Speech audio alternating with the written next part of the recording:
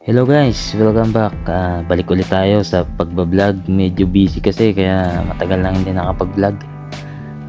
Busy sa trabaho, ganyan talaga. Pag technician, daming ginagawa sa trabaho. Laging nag-aayos ng machine. Bali ito, binili ko sa Shopee.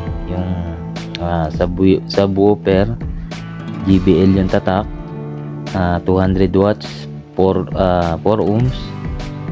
Try tsaka pala 8 inches siya. Try natin kung fit dun sa nasirang speaker dun sa pang video okay namin. Bali lumabas na yung mga windings, nasunog siguro nga sa sobrang lakas, sobrang tagal na rin ang gamit. 5 years na rin ginagamit yun. Bubuksan muna natin kung yan nga talaga yung fit na, kung tama yung binigay na specs din sa Shopee na bili natin. Okay naman yung niya, yung paglagay sa package. Maganda naman yung package niya. Talagang may foam, may kung sa airbag. Yan. Okay naman.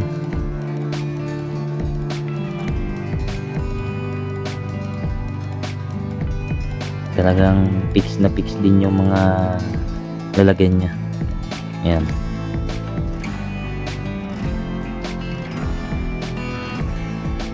Sana walang damage. Yan, okay. Yun. Ayos. Wala namang damage. Yan, JBL ang tatak ng speaker. Yan.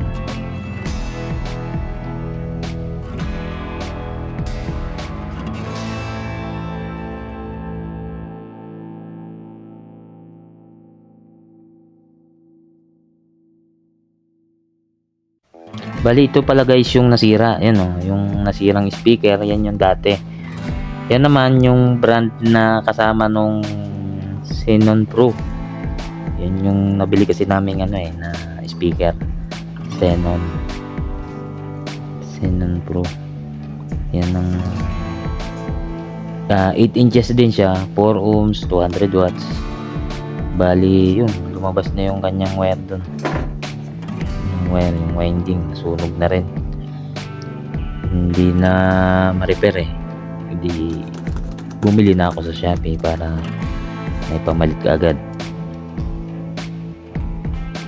Yung kagandahan, parehas na parehas siya.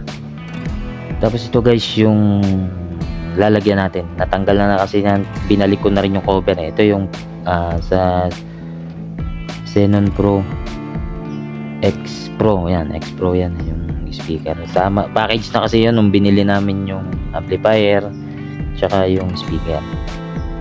Yan. Tingin ko naman fit na fit naman yan dyan. Kasi parehas lang naman 8 inches Bali, tanggalin natin. Tapos ikakabit natin dyan sa pinaka butas nya. Yung sa pinagkabitan dati ng speaker. Yan. Ito bali guys, yan na yung JBL. Pipit lang natin. Itatry lang natin salpak muna kung fit nga. Maganda pati yan pagkakadesign nung sa JBL. Yan. Sa Shopee lang na bili yan. Medyo okay naman. Nasa 900 plus lang yung price nya. Tingin ko naman ay tatagal naman to. Made in France. Yan. Tapos ito guys, hinangin muna natin yung positive tsaka negative ng speaker para mapagana natin. Bali guys, huwag kayong magkakabaligtad nung lagay niyan. May maepekto ang electronics parts tayo niyan pag nagkamali tayo ng lagay. Bali may nakatatak naman dyan yan sa speaker natin, positive tsaka negative. Yan. Make sure lang lagi na ganun, huwag magkakamali.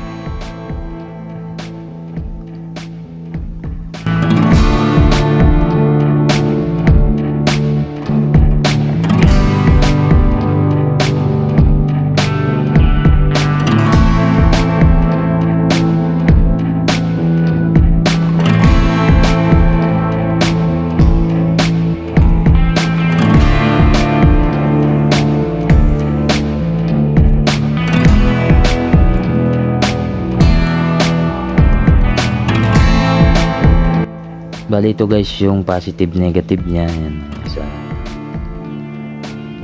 pure blue positive yon, yung may black tsaka blue parang stripe, yun yung negative natin sa connection. Yan. May nakalagay din naman siyang positive tsaka negative. Yan. Yan, yan yung specs. 200 watts, 4 ohms tsaka 8 inches yung pinaka speaker natin, yung lapad niya. Yan. Yan na yung kakabit natin, tapos i-testing na lang natin. Yan. Bali ito guys, itutornilyo na natin, and then babalik na rin yung cover. Yan.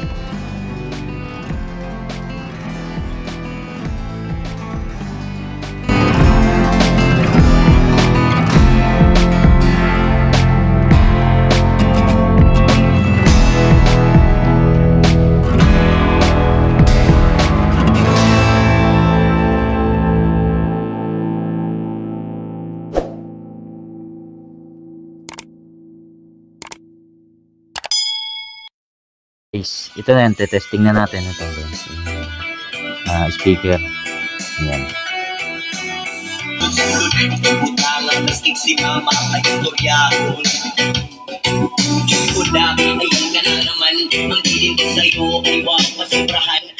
Yan guys, maraming salamat sa inyong panonood. Maraming salamat din sa pagsuporta.